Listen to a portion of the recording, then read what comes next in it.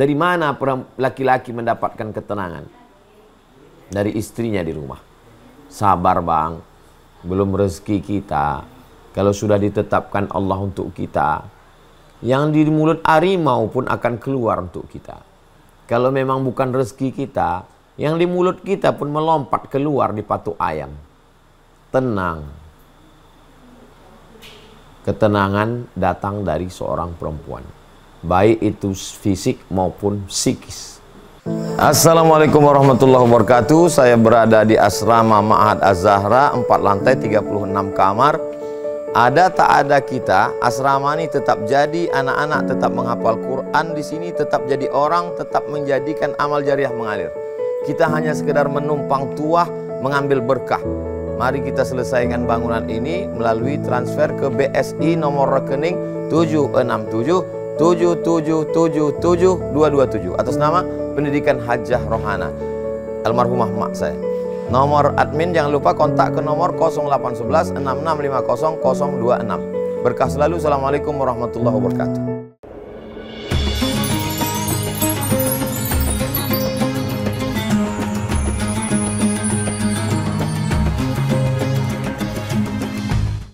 Bismillahirrahmanirrahim. Assalamualaikum warahmatullahi wabarakatuh. Alhamdulillah wassalatu wassalamu ala Rasulillah wa ala alihi wa sahbihi wa man tabi'ahu wa mawalah. Subhanaka la ilma lana illa ma 'allamtana innaka antal alimul hakim. Rabbi shrah li sadri wa yassir li amri wa hlul 'uqdatam min lisani yafqahu qawli. Allahumma faqihna fid din wa 'allimna ta'wil warzuqna fahmal mursalin. Allahumma aftah lana futuhal 'arifin. Allahumma ja'alna minal ladzina yastami'una al-qawla fayattabi'una ahsanah. Allahumma shalli ala sayyidina Muhammad wa ala ali sayyidina Muhammad. Kalau disebut kata fitrah, selalu yang diartikan adalah suci. Idul Fitri kembali ke suci. Manusia itu suci, fitrahnya suci.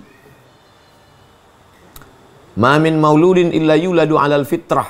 Setiap manusia itu dilahirkan dalam keadaan fitrah. Kata Abu Hurairah, makna fitrah, fitratul Islam. Ketika anak itu lahir, dia sudah suci, bersih Islam. Fa'abawahu, kedua orang tuanya, yuhawwidanihi, merubahnya jadi Yahudi. Au yunassiranihi, merubahnya jadi Nasrani. Au yumajjisanihi, merubahnya jadi Majusi. Tidak ada dalam hadis itu dikatakan kedua orang tuanya merubahnya jadi Islam. Tidak ada. Itu menunjukkan anak itu tidak kosong, tapi dia sudah berisi Islam. Karena sebelum ruhnya ditiupkan ke dalam rahim ibunya, anak itu sudah Islam, bersyahadat di alam arwah, di alam roh. Kalau satu roh, kalau dua ruhani, kalau tiga arwah. Roh saya, roh bapak, roh ibu, roh abang, roh adik, roh kakak, maka disebut dengan alam arwah. Wa iz akhadha rabbuka min bani adama min zuhurihim dzurriyyatahum. Ingatlah ketika Allah mengambil persaksian di antara semua roh. Waktu itu Allah berkata, alastu bi rabbikum, bukankah aku ini Rabb Tuhan kamu? Qalu bala syahidna, mereka semua menjawab, ya kami bersaksi engkau adalah Rabb kami. Jadi yang dimaksud dengan fitrah adalah sifat asli bawaan. Maka makna asal fitrah artinya suci, bersih. Yang dimaksud dalam kajian ini fitrah perempuan adalah sifat bawaan seorang perempuan. Apa sifat bawaan seorang perempuan itu? Aslinya perempuan itu bagaimana? Yang pertama, perempuan itu sifatnya adalah sebagai yang mendatangkan ketenangan. Sebagaimana Adam alaihi salam di dalam surga yang begitu indah, tajri min tahtihal anhar, air mengalir, buah-buahan, tapi hatinya tetap tidak merasa tenang sampai akhirnya ada perempuan. Fitrah perempuan maksudnya sifat bawaan asli perempuan itu adalah menenangkan. Makanya kalau anak menangis, itu yang bisa menenangkan ibunya, bukan handphonenya, bukan upin-ipin. Ibu bisa menenangkan. Saya kalau disuruh tausiah tabligh akbar di tanah lapang, tidak angkuh, tidak sombong, tidak takbur, insya Allah.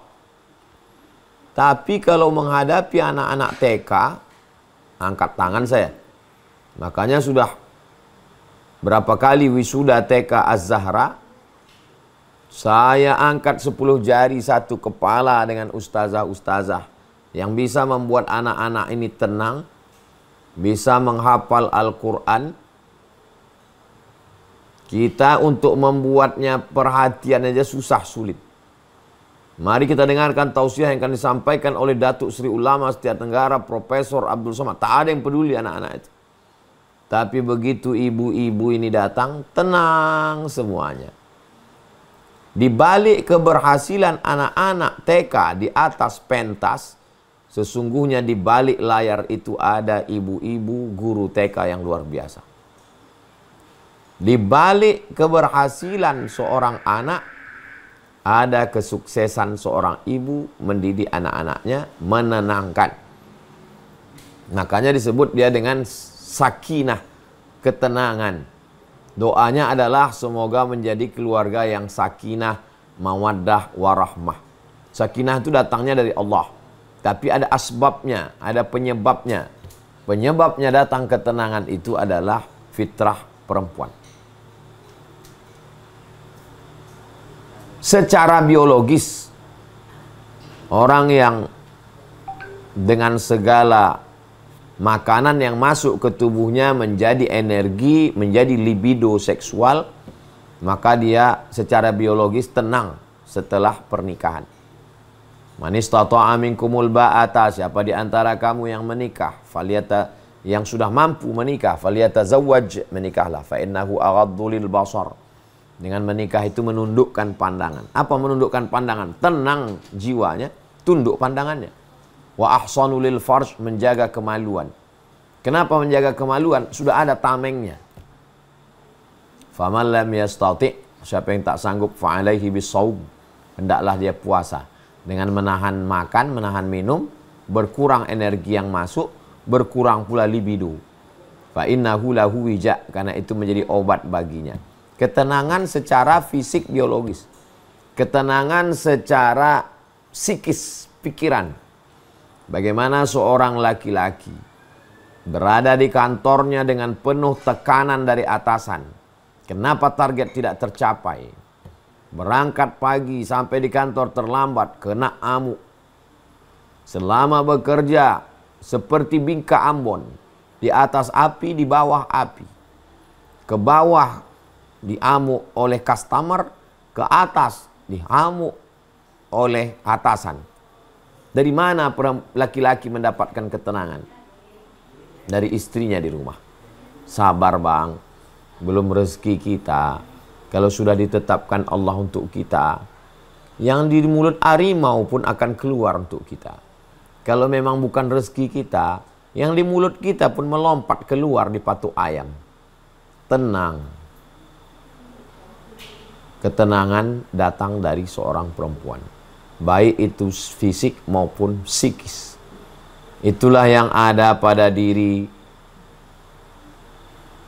ibu Nabi Musa alaihi salam. Ketika semua perempuan risau, gusar, gundah gulana, nanti anaknya akan disembelih. Dia adalah perempuan yang tenang dan bisa menenangkan. Siapa yang menenangkan dia? Allah. Kenapa Allah menenangkan dia? Karena dia adalah yang dipilih oleh Allah Subhanahu wa ta'ala untuk mengemban risalah dakwah. Seorang yang paling diagungkan, dimuliakan di kalangan Bani Israel. Fa in khifti alaihi, kalau kau takut anakmu ini disembelih Bani Israel, disembelih Fir'aun. Fa in khifti alaihi fa alqihi fil yammi. Fardi'ihi fa in khifti alaihi, kalau kau takut anakmu ini disembelih oleh Fir'aun, maka fa'alqihi fil yammi, hanyutkan dia ke sungai Nil. La takhafi, jangan kau takut. Wala tahzani, jangan kau sedih. Inna radduhu ilaiki, nanti kami akan mengembalikannya kepadamu, wa ja'iluhu minal mursalin, dan kami akan menjadikan anakmu itu salah satu dari rasul utusan kami, kata Allah Subhanahu wa taala. Yang menenangkan bayi itu ketika hanyut juga perempuan, namanya Asiyah, istri Fir'aun yang lama tak punya anak. Asiyah lah yang menenangkan. Kata Fir'aun, inilah dia anak yang sudah menarik mahkotaku. Kata Asiyah, sabar Fir'aun. Mari kita tes, kita kasih dia makanan dan bara api. Ternyata Allah menurunkan ketenangan. Bayi itu mengambil bara api. Lihat, tuduhanmu tidak benar Fir'aun. Lalu kemudian ketika anak itu ingin menyusu, yang menenangkannya juga adalah ibunya lagi, Yuhanith namanya. Yuhanith. Ibunya itulah yang menenangkan. Dan cerita berikutnya, kisah ketika beliau terusir dari istana Fir'aun, yang menenangkan juga adalah Imra'atu Syu'aib, anak Syu'aib, anak perempuannya. Perempuan yang menenangkan yang pertama ibunya, perempuan yang menenangkannya kedua saudarinya, yang menunjukkan di mana letak hanyutnya. Perempuan yang menenangkannya berikutnya ibu angkatnya, Asiyah namanya. Perempuan yang menenangkannya berikutnya adalah istrinya, anak Syu'aib. 4 perempuan dalam kehidupan Nabi Musa alaihissalam. Bagaimana dengan Nabi Isa alaihissalam? Nabi Isa juga dijaga, ditenangkan oleh seorang perempuan. Perempuan itu bernama Maryam. Dan Maryam itu ditenangkan oleh seorang perempuan bernama Hannah, istri dari Imran. Idh qalat imra'atu Imran, ingatlah ketika istri Imran yang tenang jiwanya. Rabbi inni nazartu laka ma fi batni. Aku bernazar, apa yang ada dalam perutku ini muharrara. Aku ingin dia menjadi pelayan Baitul Maqdis. Lahirlah seorang perempuan yang penuh dengan ketenangan bernama Maryam. Dari perempuan yang tenang itu lahir seorang anak laki-laki yang penuh dengan ketenangan, Isa alaihissalam. Bagaimana pula dengan Sayyidina Muhammad SAW ketika dia menggigil turun dari Jabal Nur, ketika turun Iqra bismi rabbikal ladzi khalaq khalaqal insana min 'alaqin iqra wa rabbukal akramul ladzi 'allama bil qalami 'allamal insana ma lam ya'lam. Yang menenangkannya secara fisik, badan kedinginan menyelimutinya adalah Khadijah. Fitrah seorang perempuan menenangkan, mengayomi, melindungi. Orang yang kedinginan tidak selesai dengan dimarahi, direpeti, dihamun, tapi diselimuti. Turun ayat, ya ayyuhal muddathir, hai orang berselimut.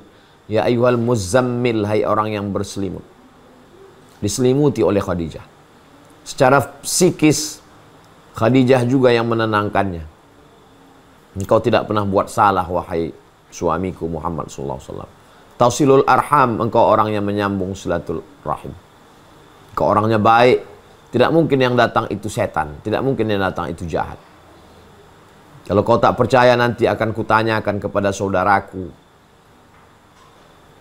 Waraqah bin Naufal. Yang mendatangkan ketenangan itu adalah Khadijah. Perempuan yang tidak pernah risau ketika Nabi berusia 38 tahun naik ke Jabal Nur bertahannuth. Yata'abbad bil layali, beribadah di waktu malam. Umur 38 dia pergi, Khadijah menenangkan. Umur 39 dia pergi, Khadijah menenangkan. Umur 40 dia pergi, turun kedinginan, Khadijah tetap memberikan ketenangan jiwa, zahir dan batin.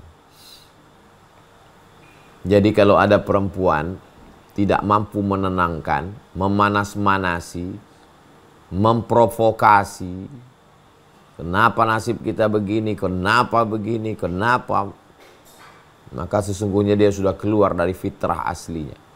Karena dia menenangkan, maka Allah mengatakan hunna libasul lakum wa antum libasul lahun. Hunna, perempuan itu, libasul lakum, menjadi pakaian bagi kamu wahai laki-laki. Kamu yang tidak tenang, kedinginan, datang pakaian itu menghangatkan. Kamu yang kepanasan, datang pakaian itu mengademkan, menenangkan. Ini fitrah perempuan. Dia penuh dengan ketenangan. Maka berapa banyak laki-laki yang emosional bisa ditenangkan, pawangnya itu adalah perempuan. Perempuan ada kalanya sebagai ibu. Si Anu itu memang ngeri Pak Ustadz. Gimana cara kalian bisa? Kami melalui ibunya. Ibu. Pintu masuknya melalui ibu. Itu memang ngeri itu Pak Ustadz. Gimana cara kalian masuk? Istrinya Pak Ustadz.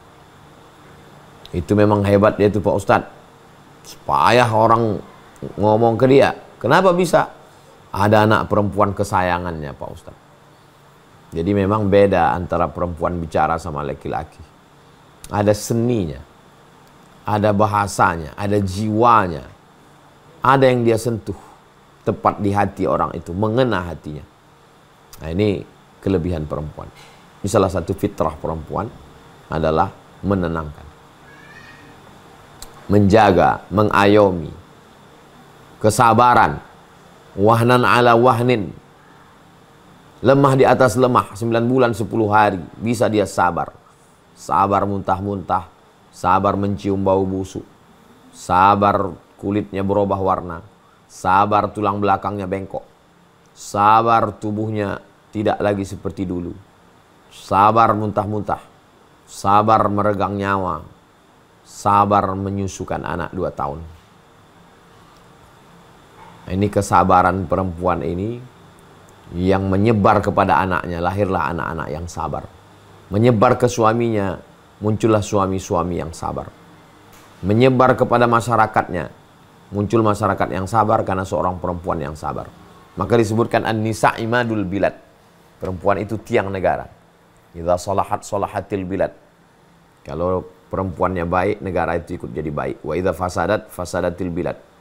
Tapi kalau perempuannya rusak, maka satu negeri itu ikut menjadi rusak. Ini fitrah perempuan.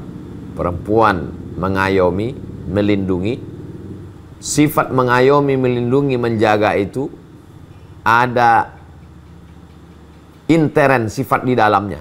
Apa yang ada dalam diri perempuan itu adalah kesabaran, menahan, bisa dia menahan. Perempuan bisa menahan. Menahan cakapnya, laki-laki mungkin meledak-ledak. Perempuan bisa dia tahan.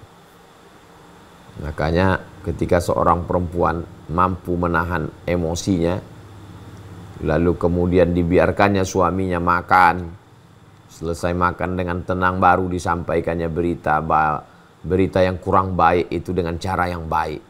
Berapa banyak beritanya sebetulnya baik, tapi disampaikan dengan cara yang tidak baik. Ini beritanya tidak baik, tapi bisa dia tahan disampaikannya dengan cara yang baik.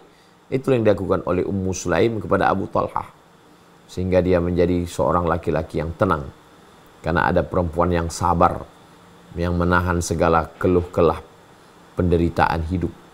Makanya saya kalau sowan kepada kiai di beberapa pondok pesantren, yang terkenal kiai fulan, pondok pesantren fulan, tapi sesungguhnya di balik itu ada ibu nyai yang luar biasa. Beberapa pondok saya datang, ini ibu nyainya luar biasa Pak Ustadz, orangnya sabar sekali. Ini ibu saya ini Pak Ustadz mendampingi bapak saya, sangat luar biasa Pak Ustadz. Rupanya di balik kiai yang luar biasa ada ibu nyai, perempuan-perempuan yang penuh dengan kesabaran, mendidik anaknya, mendidik santri dengan puasanya, dengan tirakatnya. Nah, ini fitrah asli perempuan. Ini yang kita bahas lebih kurang 20 menit. Dari jam 20.10 sampai 20.30 positif-positifnya. Tapi ada juga fitrah yang kurang baik. Kita kalau bicara sesuatu, mesti objektif menilai. Ada ijabi, positif, ada silbi, negatif. Ada beberapa perkara negatif yang ada pada perempuan. Khuliqatil mar'atu min dhila'. Perempuan itu diciptakan dari tulang rusuk. A'wajuha a'laha. Tulang rusuk yang paling bengkok adalah yang bagian paling atas. Tulang rusuk melengkung. Tulang rusuk paling atas nih melengkung. Paling melengkung, tengah agak melengkung. Di atas nih paling melengkung. Dari situlah perempuan diciptakan. In akhadta aqamtaha kasarta. Kalau kau paksa dia harus lurus, patah dia. Nah, maka apa makna melengkung ini? Dia selalu mengikuti perasaan. Makanya like and dislike. Kalau dia suka, tak ada cacat manusia itu di hadapannya. Tapi kalau dia sudah benci, maka namanya pun tak mau dia sebut. Bekas tapak kakinya pun jijik dia melihatnya. Itu makanya hakim dalam Islam adalah laki-laki. Kenapa? Karena dia memutuskan dengan rasionalitas akal, bukan dengan perasaan. Perempuan tidak bisa memutuskan perkara karena lebih dalam perasaannya. Kalah rasional akalnya. Kalau nampaknya nanti ada orang tua itu jelas-jelas bersalah secara hukum. Tapi dia lebih mengedepankan perasaan, bisa-bisa tak jadi orang tua itu dihukum. Padahal secara hukum itu salah. Walaupun secara perasaan itu benar. Sedangkan hukum itu buta. Hukum itu lurus seperti pedang. Dia akan membantai siapa saja yang melanggar hukum. Tidak bisa pakai perasaan. Itulah mengapa keputusan tolak ada pada laki-laki. Karena kalau perempuan, begitu cepat dia berubah. Pagi berbolak-balik. Perempuan itu, dia katakan tidak, bisa berarti maknanya iya. Dia katakan tidak, bisa berarti maknanya tidak. Dia katakan tidak, bisa berarti maknanya kadang-kadang tidak, kadang-kadang iya. Multi interpretasi. Banyak sekali lika-likunya. Makhluk yang paling unik di antara makhluk ciptaan Allah Subhanahu wa Ta'ala. Nah, begitulah fitrah perempuan. Maka orang yang punya anak perempuan, dari mulai merajuknya, dari mulai ngambeknya, dari mulai ingin perhatiannya, tak sama antara mendidik anak laki-laki dengan mendidik anak perempuan. Perempuan ingin diperhatikan, perempuan ingin diberikan kasih sayang lebih pada pendidikan-pendidikan anak perempuan. Ini adalah fitrah.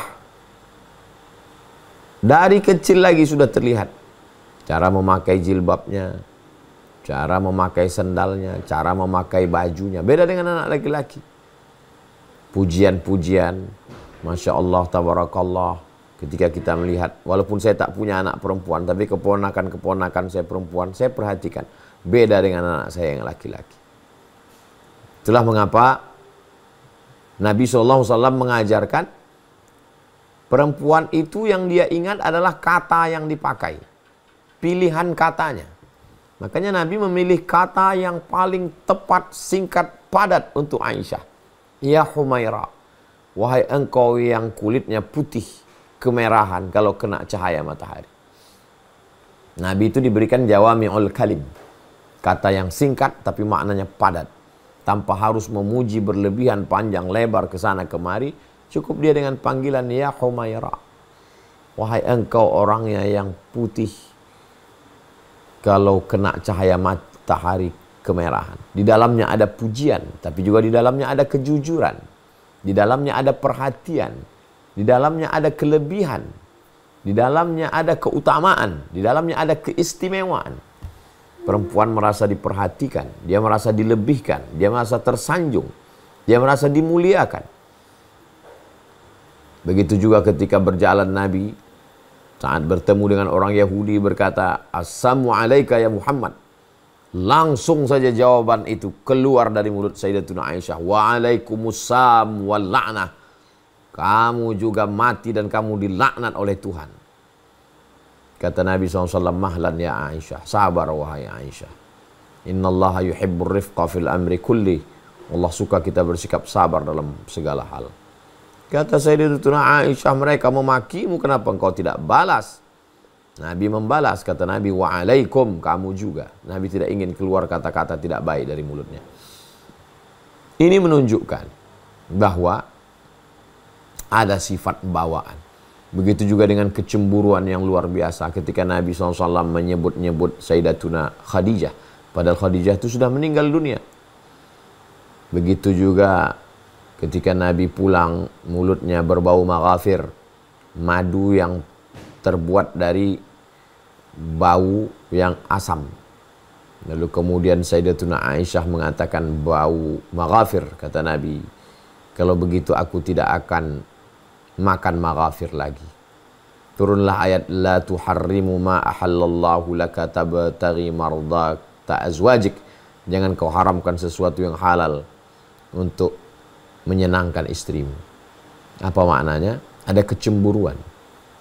Aghirti ya Aisyah. Engkau cemburu wahai Aisyah. Ja'aki syaitanuk. Setan datang menggoda. Kata Sayyidatuna Aisyah, "Aw ma'iya syaitan?" Apakah bersamaku ada syaitan? Ya. Kata Nabi, ya. "Wa ma'a kulli insan." Setiap manusia juga ada setannya. Kata Nabi, ya. Kalau bersamaku ada setan, bersama setiap manusia ada setan, berarti bersamamu pun ada juga setan ya Rasulullah. Lihatlah kecerdasan Aisyah. Tak salah kalau Nabi mengatakan, "Khudhu nisfadinakum." Ambillah setengah agamamu min Humaira, dari perempuan. Dari Aisyah radhiyallahu anha. Setengah agama ini diambil dari beliau karena kecerdasannya, karena pemahaman agama, karena kekuatan hafalannya. Banyak hafal dia hadis dan dia faham hadis itu. Beberapa hadis yang tidak difahami sahabat, mereka bertanya kepada Sayyidatuna Aisyah radhiyallahu anha. Tapi ternyata di balik itu ada sifat cemburu, ada sifat tidak bisa menahan kata. Ini menunjukkan bahwa perempuan selevel Sayyidatuna Ummul Mukminin, tapi tidak sampai kepada perbuatan haram, tidak sampai kepada perbuatan maksiat dan dosa, masih pada batas-batas koridor al-masmuh yang dibenarkan. Tujuan diceritakan itu dalam banyak riwayat hadis adalah supaya kita mengambil perhatian bahwa orang yang selevel Sayyidatuna Aisyah saja begitu, apalagi orang yang ada di sekitar kita, ibu kita, adik kita, kakak kita, istri kita, anak perempuan kita. Mereka manusia yang biasa. Ar-rijalu, laki-laki, qawwamuna 'alan nisa. Kata qawwamun yang meluruskan. Jadi kalau perempuan tersilap, tersalah, bengkok lidahnya, pikirannya, hatinya, yang meluruskan itu laki-laki. Apa yang terjadi zaman sekarang? Berapa banyak pertanyaan dari perempuan bagaimana menyuruh suami sholat, bagaimana mengajak suami supaya menutup aurat dengan bercelana pendek kemana-mana, bagaimana mengajak suami supaya berhenti main game online. Siapa sebenarnya yang keluar dari fitrah hari ini? Apakah perempuan atau laki-laki? Jadi kita lihat banyak sekali perempuan yang sudah hijrah, yang sudah taubat, risau dengan pasangannya, yang sudah keluar dari fitrahnya. Perempuan sudah baik dari fitrah yang tidak baik, dari sifat bawaan yang kurang baik menjadi baik karena ngaji, karena lingkungan. Nah, ini semua adalah kebaikan-kebaikan. Jadi kita mesti objektif menilai perempuan. Kalau ada orang mengatakan perempuan ini paling ramai di neraka, padahal yang paling banyak pengajian juga perempuan, maka sesungguhnya yang paling banyak di surga juga perempuan. Kenapa? Karena makhluk yang paling banyak adalah perempuan. Bahkan di akhir zaman, qayyimun wahidun, satu orang yang lurus laki-laki, itu menangani 50 perempuan di akhir zaman. Itu menunjukkan bahwa di neraka paling banyak perempuan, di surga juga paling banyak perempuan, karena mereka lah yang paling banyak. Jadi kalau nasihat Nabi SAW, hati-hati wahai perempuan, aku melihat kalian paling banyak neraka, amat sangat bisa terjerumus dalam perbuatan yang dilarang Allah Subhanahu wa taala, karena sifatnya yang sosial, hidup bersama, keramahannya, bicaranya. Ada laki-laki yang diam saja, menutup diri, bisa berhari-hari tanpa bersosialisasi dengan manusia. Tapi perempuan tidak demikian. Mereka lebih cepat akrab dengan orang. Satu sisi ada positifnya, dia bisa berdakwah, tapi satu sisi ada juga negatifnya. Jadi Sifat-sifat yang ada pada diri perempuan itu seperti mata pisau. Bermata dua. Yang satu ke bawah bisa dipakai untuk memotong ayam, itik, tanaman. Tapi juga bisa memotong urat nadi batang leher. Jadi kalau perempuan yang suka berbicara, dimanfaatkan itu untuk public speaking, untuk menjadi host, pembawa acara, motivator, positif. Tapi kalau tidak, bakat itu akan dipakai untuk ghibah, namimah, adu domba. Begitu juga dengan